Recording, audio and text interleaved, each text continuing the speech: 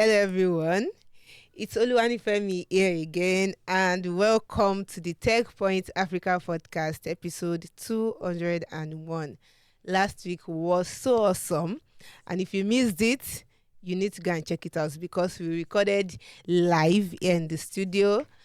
There was cake,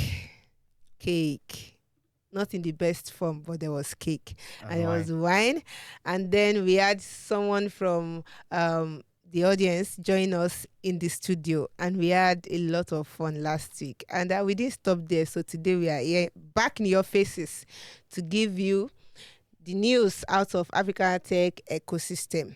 And with me in the studio today is Bolu. See how he's looking as if he forgot his name. What's your name? He most likely young did. man. Okay. Give us something to work with here. What do you want to work with? Your name. Yeah, which of them you want to work with? Okay, or your government name. Government name. I think you have to find my birth certificate. The audience Chef are T. waiting. Okay, no. Oh, I will kick you. Audience is Yes, waiting. I right think there. why did not talk? With me in the studio is Chimgozrem. Chigo. Oh, please don't call me Chigo. You're not in love with me. All right. They play. I'm just saying. All right. Today it's mixed feelings, yeah, and we'll be discussing a lot of things. What is funny? Let's be saying the truth on this podcast too. Is it not? Okay. The feeling is constant, yeah. Okay. But yeah, we'll be You have discussing a feelings. number of things today in the studio, and one of them is that actually deserves a pretty mention is the fact that Okada Books is shutting down, and it's sad to the creative economy, especially those that have been in the scene since the early 2010s,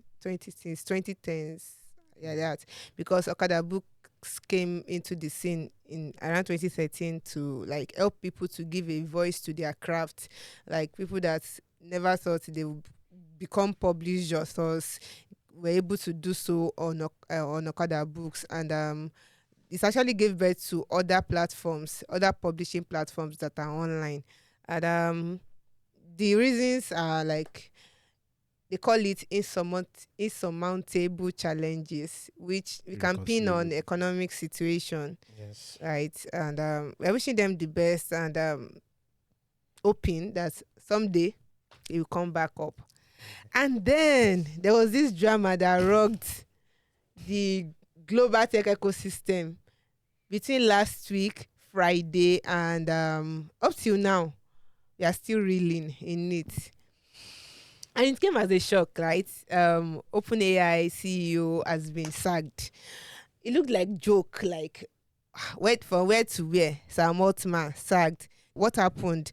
There were a lot of no information, as it were, even internally and outside. People that are within the company, they are not sure why he was laid off. So there were a lot of postulations around. The board gave a reason for sacking him. They gave. Then we found reasons to believe that those reasons are not even right.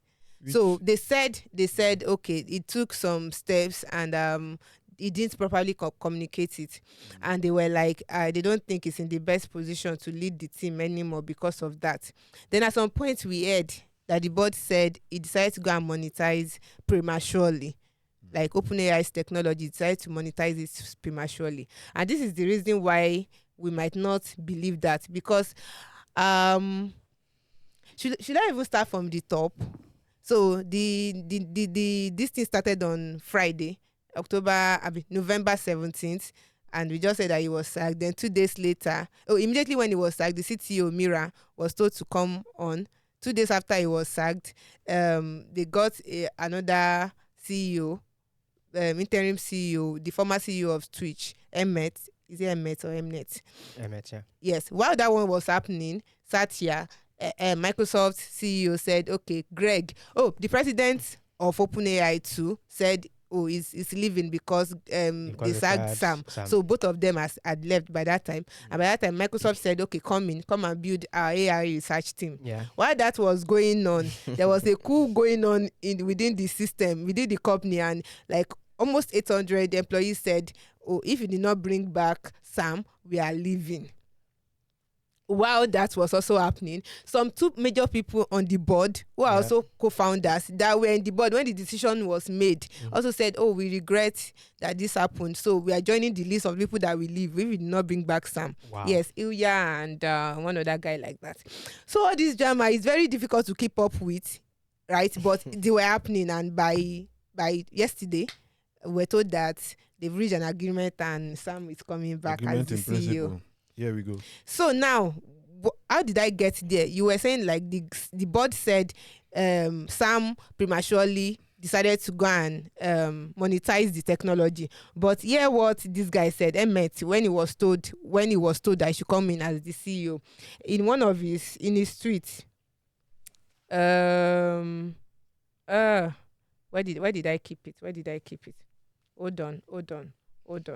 But I don't have the quote here. But in his tweet, he said that he wrote it as like PPS. Like I've done my assignment, and there will definitely be a time when we monetize that. Sam was not let go because of I wish I can figure. So I think what you're saying is they were trying to make it very clear that he wasn't let go for it wasn't any improper conduct. Okay. That led to his dismissal. Okay. But did he go ahead to monetize? There's an article on The Atlantic that kind of details. So these problems, he wasn't like booted out. They didn't just wake up one morning and tell him to leave. Okay. It's something that started just about when they launched ChatGPT. Okay. So apparently, not everybody on the team was on board with launching ChatGPT when it was launched. Mm-hmm. Some people wanted it to be delayed for a few more months. And then when ChatGPT was launched, it also put pressure on the not just on the team, but also on their on their technology capabilities. So for example, you remember there was a time when you could want to use ChatGPT and it would be down. Yeah. Yes. They were not ready for that. That was one of the reasons why it was going down. So they were not ready for the demand. And they were also not ready for the kind of usage ethical reasons that they got. So it's not like, yes, the employees, a lot of them stood in solidarity with Sam, but it's not like the board they just woke up and took a decision without thinking about it. I think they didn't think it through, but obviously there have been factions in OpenAI for the last 1 year, and both factions have been, according to the Atlantic story, Sam referred to them as tribes. So they had like opposing views on the direction that ChatGPT should go and OpenAI as a whole. So it's not. It's probably surprising though that despite the fact that they were on both, there were two factions in the company. Most of them banded together to support Sam. Yes. My own comment on this is that the board, they didn't get any advice, which is why they folded in less than 24 hours. I don't think they got external advice, because if you're going to push someone out, I was reading one newsletter, and guys said this is like the fourth shortest coup in world history. I think the shortest is probably, is it one South American country? I can't remember. I think it's Bolivia, where the guy was kicked out and within 6 hours he was back. That's like one of the shortest coups. But it took Steve Jobs like 12 years before he came back to Apple. But this one, I don't think they didn't think it through before taking the decision at all. Yeah, they also didn't have like backing of the people who would have made it difficult for Sam to return, which also could be because not too many people who left were displeased with him. If they were, because they have some really powerful people. Reid Hoffman was on the board until he had to. I think Sam had to pressure him to leave because he was running another AI company. There are a few powerful people on the who were Board. connected to OpenAI. If those guys were on board, Was Satya one of them? no. So that's also the thing. I think that's also why it was easy for Them to all bring of him this back. to bring him back, because Microsoft was reportedly told only a few minutes before the rest of us knew. So if Yeah. I'm one of your so a biggest lot of people, investors and I especially don't their know, advisors, probably didn't know until the step was taken. so and that's that was the issue. like- If they had planned it properly, you'd have been kicked out. You'd probably be in Microsoft now. So all the Yeah. chat about him being so good, Steve Jobs was equally good, As good and he as- was bounced, and he didn't come back to the company until several years later. So I Yeah. just think maybe because they are scientists, maybe they probably don't have board experience. They've not done this a lot, so it's very easy for you to make that kind of a mistake, because someone who is more experienced would have found a way to kick him out and never bring him back again. That's just the truth. Yeah, but I considered an angle for it in my newsletter, The Workaholic, earlier in the week, and I could only imagine the situation that the head of people was put in during all this. You have to be on the side of the management, then you have to be on the side of the employees. Basically trying So to I could balance. imagine what those days, how stressful it would be for her, the VP of people for You should OpenAI. actually be saying a prayer for their comms stream, because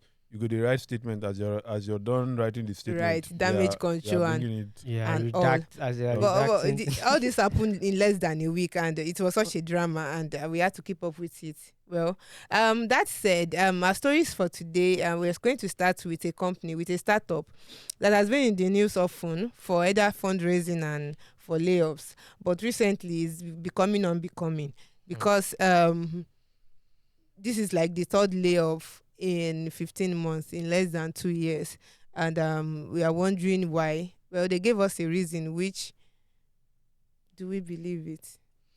Bolu, Well, please help us. What's the startup and what So are they I up think to? the thing is okay. So let me just give you the lowdown. So the name of the startup is Alerzo. It's an e-commerce startup based in Nigerian e-commerce startup, but I think they are majorly based in Ibadan, Nigeria. So they recently laid off around 100 employees, and the reason they gave was warehouse automation. Yes. So, like you asked, do we believe this or do we not believe this? I've not been to any of their warehouses. I think they said they have about 42 of them or so, and this was the same reason they gave back in 2022, there was a layoff back in September 2022. like and they 400. said- yes, yeah. No, the one for September 2022, the figure was not clear. disclosed. Yeah, but it was the one for March this year that was 400, right? 400. And they said, they've invested. I mean, the spokesperson for the company said, we've invested in and built end-to-end warehouse management system that has improved process automation. I mean, it sounds very interesting. Sounds, Mhm. but they will have to, I don't know, maybe show us, like, let us see how is it that, within this. This space of Yes, time. you've been able to automate in some. Are you using robots? What Right. exactly? Because it sounds a bit vague, Mhm. right? When you see, the kind of words they use. For example, they say enhance warehouse performance. Just that's all. And this Enhance is not warehouse like a performance. manufacturing plant. No, it's not. These warehouses where you have to move goods, stack them, store them, and all taking inventory and Exactly. stuff like that. So, and some reports says that they have like 40 warehouses. Mhm. So I'm still trying to understand where the automation came from, that you were able to reduce your like a workforce of By more almost than half. of over 2,000. 2,000 between 2021 and now. You've reduced it to Between 2022 2022 and now you've been able to reduce that less than less 700. than half, and which means that not lesser than that are even full-time staff. So I think they need to. It's not as if we are coming at you and we are saying we're not to tell you that you are lying. We can always do an investigation and find out where warehouses are, and how automated are things there. So, but Alerzo, if you want to do like a warehouse store, you can reach out to Techpoint Africa.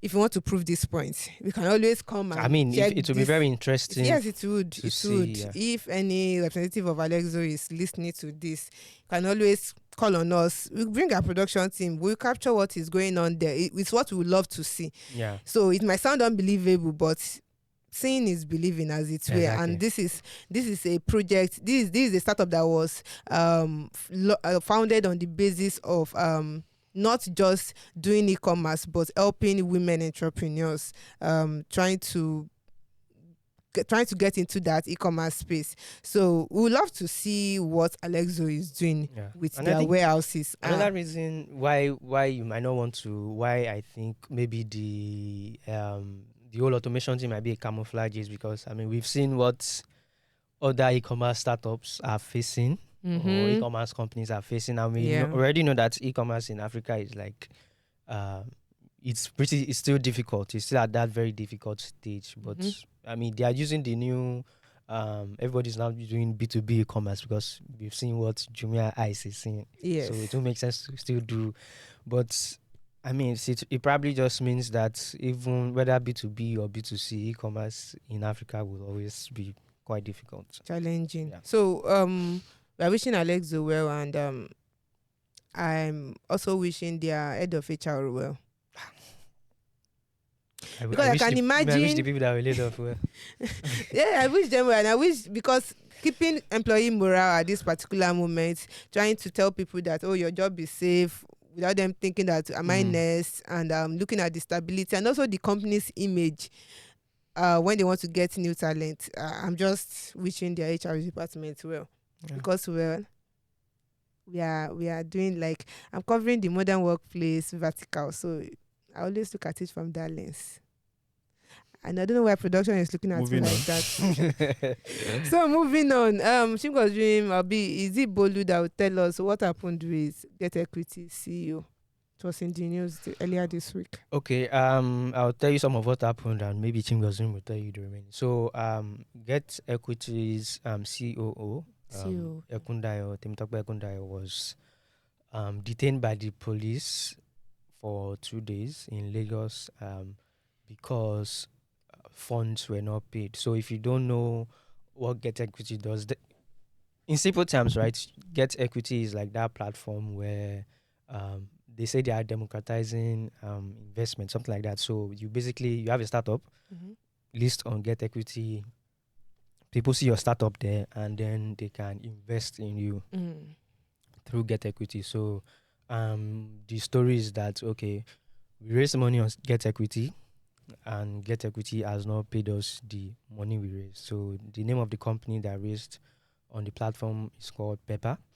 And, from the reports, they said they approached GetEquity to raise money. And after months of back and forth, okay, where's the money? This, that. They could not get the money. And then they decided to use brute force. Decided to use brute force using the police, right? Which I think is also something very interesting. I mean, something we already know that people do in Nigeria. This isn't necessarily legal. Yes. But it's something people do. So they arrested the CEO, put him in detention for 2 days. And, GetEquity also made comments. He said it was just an intimidation tactic. Which I think worked, because from the reports they said they've now paid everything. So GetEquity was like, the reason why we didn't pay was because of FX issues. So I think that's the angle Chimgo's dream now comes in to help us understand, okay, how does GetEquity work and why is FX issues affecting payouts? I mean, why do I have to be the one to do that? Yeah. I mean, I heard you talk about it, and earlier it was in the week, pretty clear to me why they might have issues. Okay. Why the dollar going up and down might be an issue for them. All right. Paying people. What does GetEquity do? It's basically a marketplace, like Bole explained. You have a company. I discovered you can also raise money for other businesses. But you have a business or a startup and you want to raise money, so you put it out there, and then people come there, they make the investments, and there's something called secondaries. So let's say I've already raised money, and I want more investors to come in. I could sell. So there could be some investors who also want to like sell their stake in the company, so they could sell that to other people. So someone else can buy that. So those are like the two major ways, or the two major ways they function. So currency fluctuations. So how Nigeria's FX, like, is it FX market has been now for the last 1 year. Even Where ChatGPT all of knows. us are now trading dollar in this country. But Right. for GetEquity, the explanation they gave is they have investors paying in different currencies, and then they settle the companies who are raising in USD. So between when the money comes in and when the money is paid out, A lot the value can change. Yeah. So how does this affect them? Pepper's fundraise was completed in July, and this was just when the currency fluctuation became really bad. I think the naira was floated in June, and then they finished their fundraise in July. Since then, we've gone from like 700 naira for $1 $1 to about, I think as of yesterday, about 1,150 naira, depending on who you're buying from. So that difference could be, it could get you into a little trouble. So someone gives you $20,000 today at the exchange rate. Let's say this morning it was 700 naira, and you tell me I'm going to get. Okay, let me paint a different picture. So they were raising 43K. You won't get the money immediately. Some people would put today, and what we don't know is how long it took. So maybe some people invested when it was, maybe they invested when the dollar was exchanging for maybe 400, 500, and then some people would probably pay in euros, pounds, all of that, but you're settling in dollars. So that difference, you don't have any guarantee that the naira or that the other currencies are even going to be at the same level always. So it could always affect you. What one question I'm now asking is, I believe GetEquity is very aware of this, that they can't control that. Yes, market forces. Do they give any assurance to their startups, or do they let them know that, okay, this money is probably going to be coming from different currencies, or we are settling you in only one, which means they should probably give some allowance. So that was actually my thought, that I think what is missing here might be communication. Yeah, so maybe they didn't that's to because anybody that does business, these are basic things they are aware of. But if you don't communicate to them as somebody handling their money, they're bound to be miscommunications or using brute force, as they were, or trying to intimidate them. So I think what GetEquity can do with this is just to be plain with communication. Yes, some things you can just feel like these things are obvious, for crying out loud, but you don't know. It might not be really obvious. Yeah. So I think GetEquity should just communicate. I mean, even when it's obvious, startups. People may not really. That's the thing. They may not really know. Especially when there's money involved. They may not know about all of that. So I think one of the issues was they raised the money when they wanted to withdraw. GetEquity said we can't pay now, and proposed a 4-week payment plan, which they agreed to, according to the report, but which they couldn't meet up with.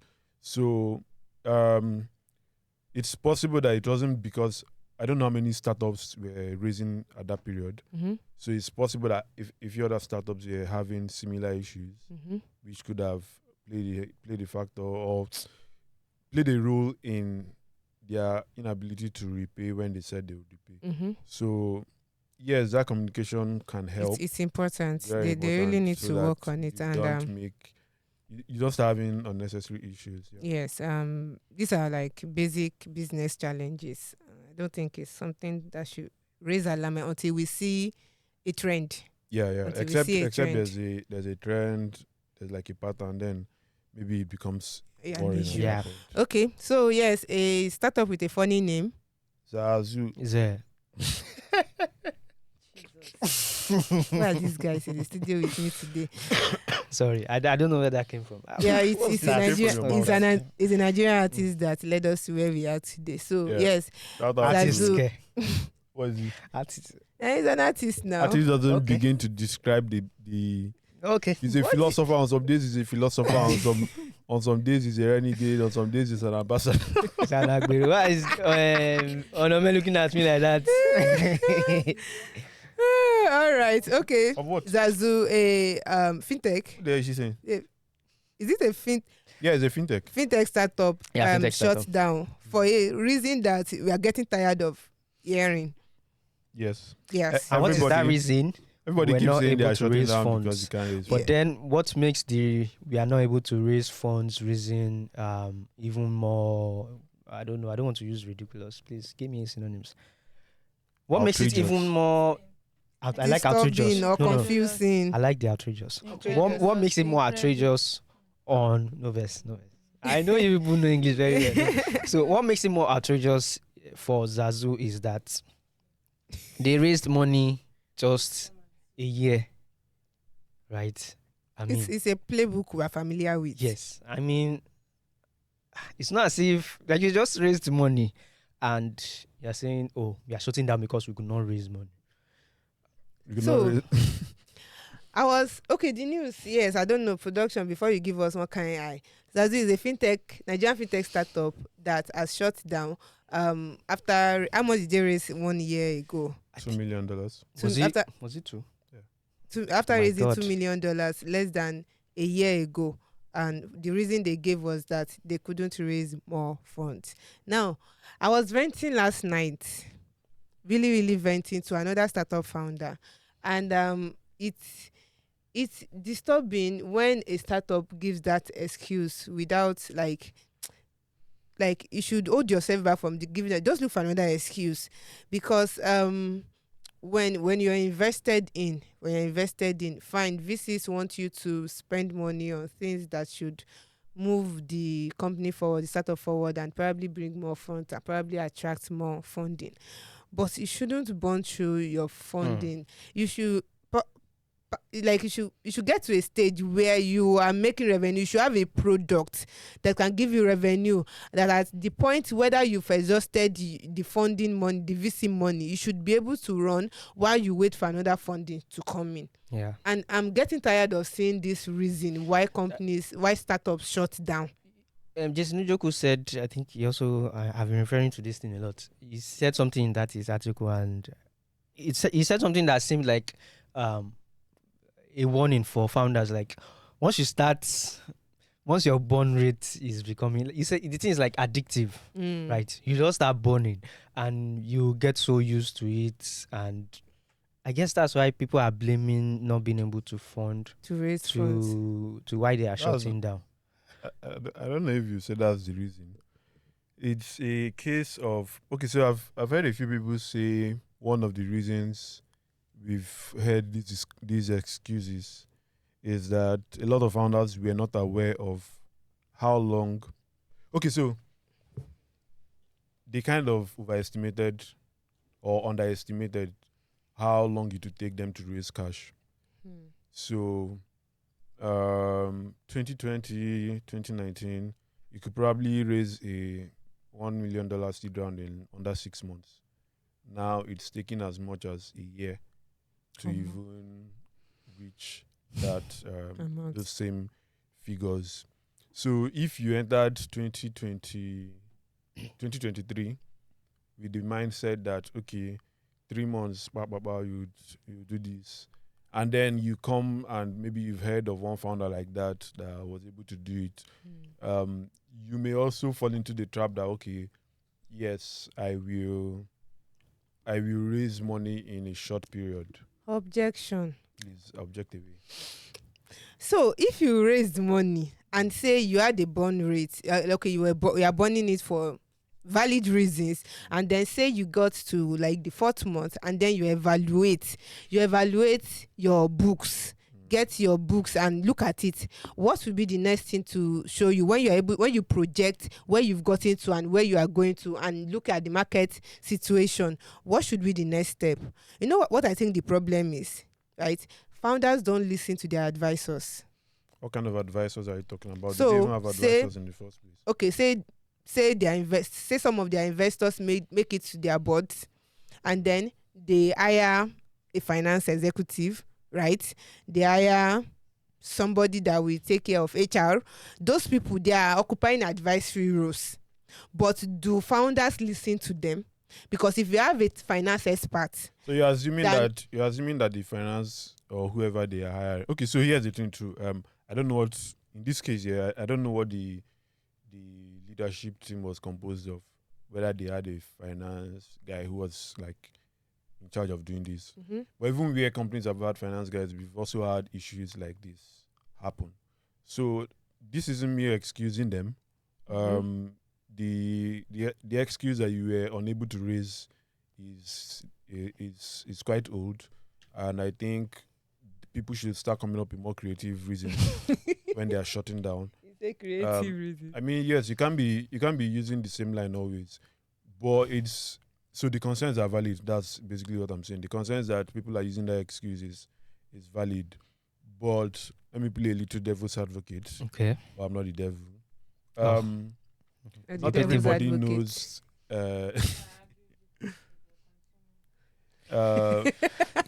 So, as I was saying before, I was really interrupted. Not every founder is aware of how long it will take, or they misproject how long it will take them to raise.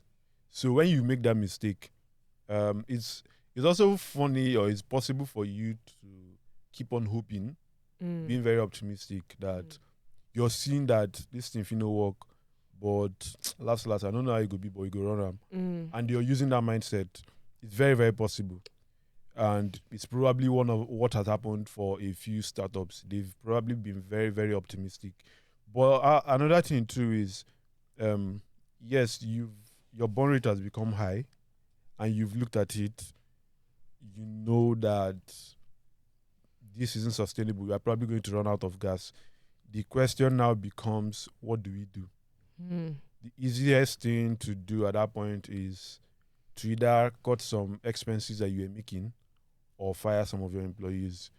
And if you are being honest, firing anybody is difficult. Of course. When Laserpay shut down, one of the things that the CEO pointed out was he struggled to make that decision. So it was better to shut down. Not that it was better to shut down, but that he knew that at some point they had to let some people go to extend their runway.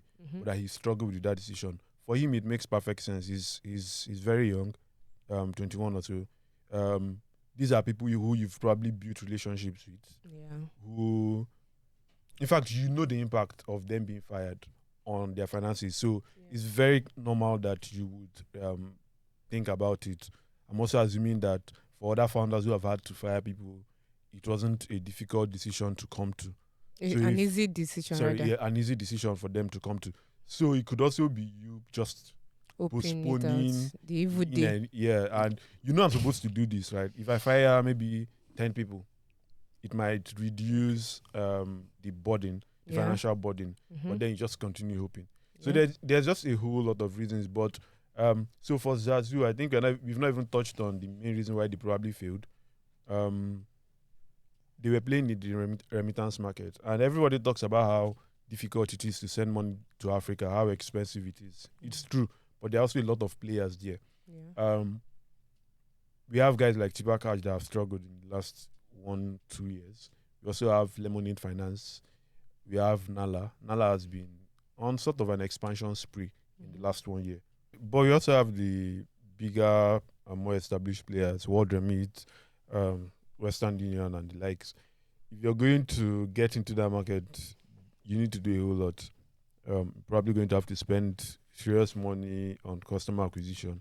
But something that's interesting is a statement that the CEO made, I think last year. Zazuu CEO? Yeah, when he said their biggest challenge was explaining to customers what they were doing.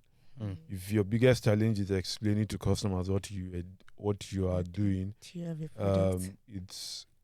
you're probably not going to make it. That's the long and short of it. I don't know why that was the case. It could be any number of reasons. So it could also be because they started out as like a chatbot that told people what the daily FX rates were. So that marketplace idea it's kind of new. If you want to change your money, if you want to send money, you just go to the guys you've been using. They do the work for you. So maybe that marketplace idea was difficult to sell to customers. At the time they shut down, we can't say if they succeeded in accurately communicating that value to customers. So maybe it played a role, or maybe by the time they succeeded, now all of this is just conjecture, maybe they succeeded and finally be able to communicate that, and then that was when they ran out of money. So it's a serious problem, which I think could also be the reason why other startups fail. Could also be the reason, because switching costs, people don't always consider switching costs. Why would I leave the person I'm already using to come to you? Come on, use you. So that could be the reason they So I'd like to add that whatever conversations we bring up on this podcast, and it's not in any way to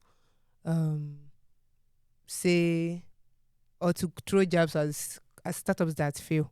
We know that running startups is a very difficult task. Like you probably think you are crazy at some point as a startup founder, and we totally understand that. Let's just round up our conversation today by throwing one or two jabs at some of the players in the crypto space. Well, Binance CEO has admitted and pleaded guilty to anti-money laundering charges. Yeah. To money laundering. You see why I don't like talking about these people. Anyways, CZ, or that's what they call it. CZ. Yes. CZ. The name self off. Ciao. So Ciao. Waiting. I'm not even going to attempt it. So yeah, they pleaded to money laundering charges, and how long a did fine of $4.3 billion, and he will be spending about 18 months in federal prison. And now there's a new CEO. Basically, everything is going on smoothly, except that there was a huge withdrawal from the platform, which I don't think will be an issue in the long run, because I think the guy knew something like this could happen, and I don't know, it seems like a very smart guy, and seems like he prepared for a lot of outcomes that could have happened. So, yeah. all of them will just be moving like frosters. Yeah. Anyways, Okay. Patricia, that's always in the news, has also failed to fulfill its promise that it will start paying back people's money this week. Yep. Some of the investors are saying they've not yet gotten. No, customers. All of the customers that we heard from said they've not been paid, except one, which who was part of a beta testing they were doing. So that one's case is like kind of different from everyone else's, but everyone we spoke to said, I never see shishi. I hope everyone gets closure at the end. Thank you for staying with us so long. If you've not yet subscribed to our newsletters, we have Techpoint Digest, we have The Workaholic, we have Equity Merchants, and we have FinTech Today. Yep. We are working on rebrands for all these newsletters, and you should definitely look out for them. We'll drop links in the description where you can actually subscribe to these newsletters. If you we want to sincerely appreciate our audience, especially those people that joined us live last week. You actually gave us like that right amount of support we needed to do what we did last week, and we enjoyed it, and we hope you also did enjoy it. And if you want to, if you are one of our audio lovers, and or you want to introduce Techpoint Africa Podcast to other people that loves to listen to audio podcast, where can they find us, Bolu? Yes, you can find us on Google Podcast, Apple Podcast, Spotify, Hired Radio, or anywhere else you get your podcast. Chief Gozu, you need to find it in that you do, like at the end, for Anything. yes, like Oh. find a thing. Don't worry, I'll put My you through. presence on this podcast is a Go thing away, already. go away. Thanks for joining us today. Don't forget to like. If you're watching us on YouTube, don't forget to like, subscribe, and click on the notification bell so you get notified every time we release a new episode of Techpoint Africa Podcast. If you're watching us on any other social media platform, don't forget to like and also share so that the reach can also get to other people. This encourages us and helps us to do better. Thank you for joining us once again today. I am Oluwani Femi and peace out. Zazuu.